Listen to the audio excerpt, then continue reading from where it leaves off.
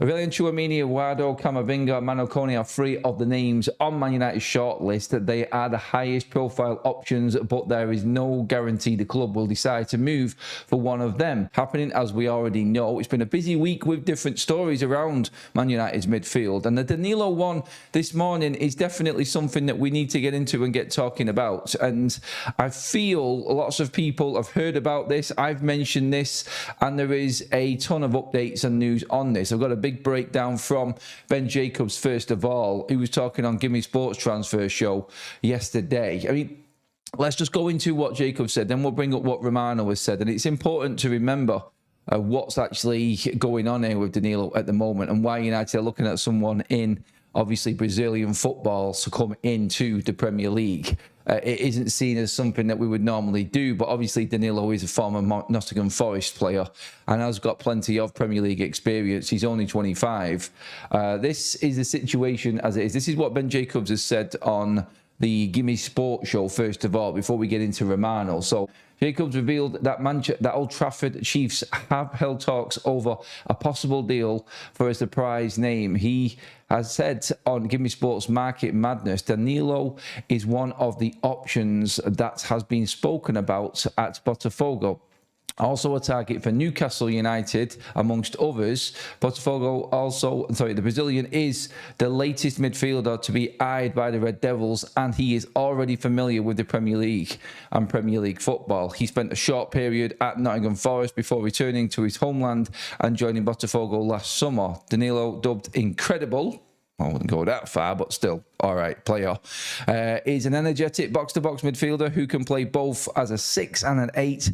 He's strong defensively, composed in possession, attributes Carrick will want from his third midfield potential signing. The 25-year-old entering his peak years and could relish the chance of a return to English top-flight football and play in the Champions League. There's a word on how much United are willing to pay for him, or Botafogo's valuation, so there's no word on that. Jacobs mentioned Bournemouth's Alex Scott also following Chelsea's failed 64 million bid for the English midfielder. The Red Devils are interested, but given the fee that the Cherries snubbed, it could take a huge offer to convince them to sell. So in the mix there with all of the names, Ben Jacobs covering everything on the midfield. We'll move into the other bigger names later on in the show again and what's happening with them. Danilo, again, is just another name that Manchester United have been talking about. I've mentioned it before on several different shows now. That he is obviously an option. 25, has played in the Premier League, would be a lot cheaper than anybody else on this list. And I think that's probably the bottom. Bottom of the barrel seems a little bit harsh on Danilo, but in terms of the pricing market, he is the bottom price, really, because you're not expected to spend a lot of money on a Brazilian in Brazil right now compared to what prices are going to be in the Premier League, for instance. So, yeah. I don't see it happening. And Romano's stance on this, and this is where the reports come from his YouTube show, talking about these very links and other people talking about Danilo. Fabrizio Romano, in his latest video, has provided an update in relation to Man United's summer transfer window pursuit in the midfield. Now, some of this might sound a little bit repetitive if you watched my video yesterday about the Tchouaméni story and you watched the 8 o'clock show last night. Obviously, we've had very good info this summer. I don't want to upset people, but we have. I can't help that. And some of what Romano is saying, you'll have heard from us before, but some of it is new, to be fair. So he was talking specifically about Danilo, about Koné, and about Baleba. Now, we've always said Koné talks, and when we were first on that, Koné talks started ages ago, but they're snoozing on it. They won't proceed to do a deal with Roma. And Baleba, United aren't in talks with, and he's way down the list. That's our information. This is what Romano had to say. This is Romano now. So Romano has basically said there are strands to the transfers. You will hear United get linked to a player, and very little's happening. You'll hear United get linked to a player, and talks have taken place. And you'll hear United get linked to a player, and it's just the player's side trying to, get a move to United. So basically, what he said is that Danilo has been offered to Man United, but United haven't taken up any interest in him. On Koné, United have taken talks have taken place. So basically what Romano is saying is you'll have a Danilo story and a Koné story, both available, both could sign for United, but United have only held talks with Koné. So Danilo would be down here and Koné would be up here. But even though Koné's up here, United haven't proceeded to do any talks with Roma yet, because they're still probably thinking about what they want to do in the midfield. I don't know why we're snoozing, we'll come back on that. So you've got Danilo right down here, you've got Koné right up here because we have held talks with him. And then you've got Baleba. And what he said about Baleba is, look, Baleba's side are pushing for a move to Manchester United, but Man United aren't pushing for Baleba. He's down the list at the moment. So that's where we are on that.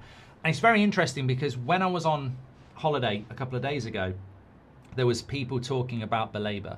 And you can only deliver the news. And what I would say is, if one of our sources came forward and said, I've got an exclusive for you, Mark, United are going for Baleba, I wouldn't come on here and go, they're not in talks with Baleba, by the way. When we got that scoop on Delap 18 months ago, I told you it, and I said, I don't want United to do this, but it's a news show, they are going for him. So if I heard anything from anybody that we were going for Baleba, I would say, I don't think we should do it, but we are going to do it. And that maybe could happen in a month's time, but it's not happening at the moment. But what I did say on holiday is, why is it there are certain United accounts on a daily basis talking about Baleba?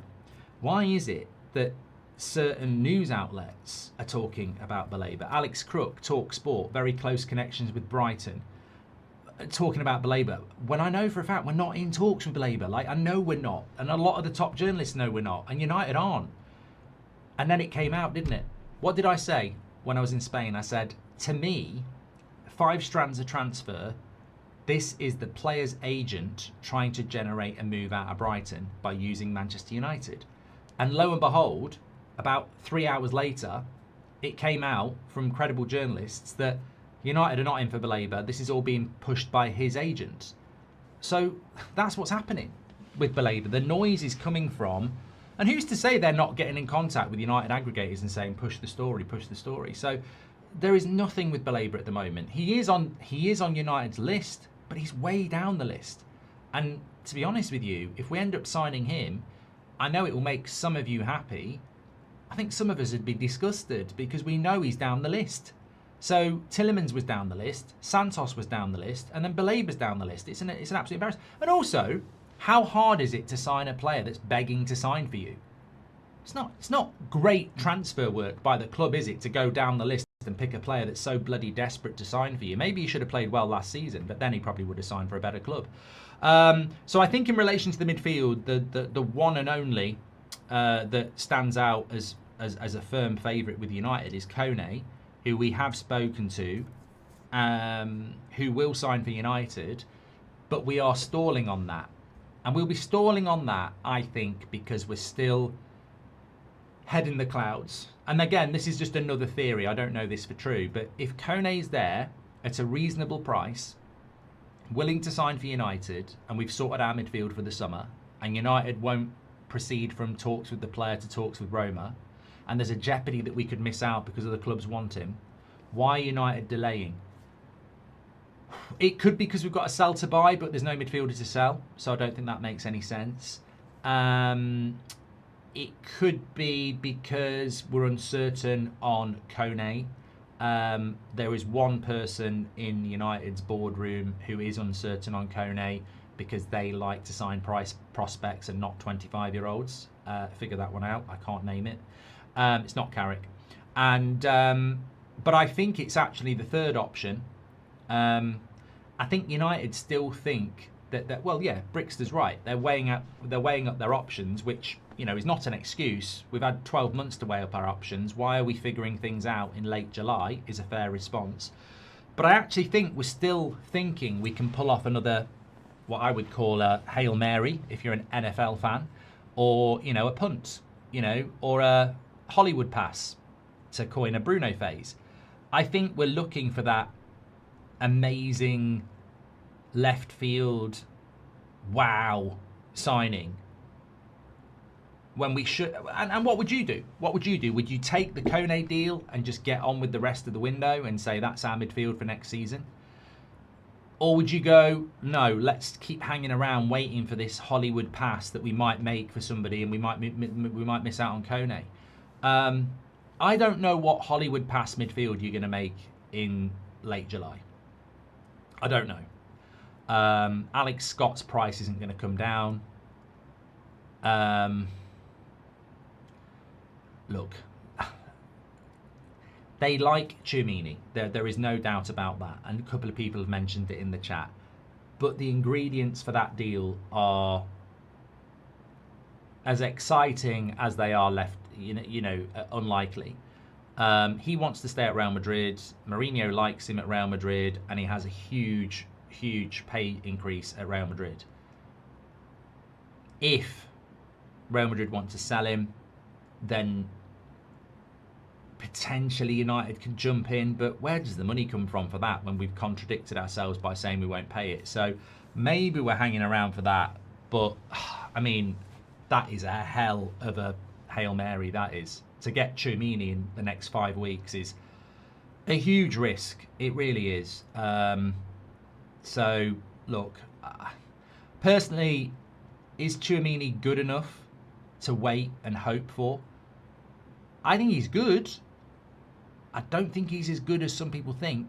I think he's good, but I don't think he's like, I wouldn't say he's a world-class midfielder.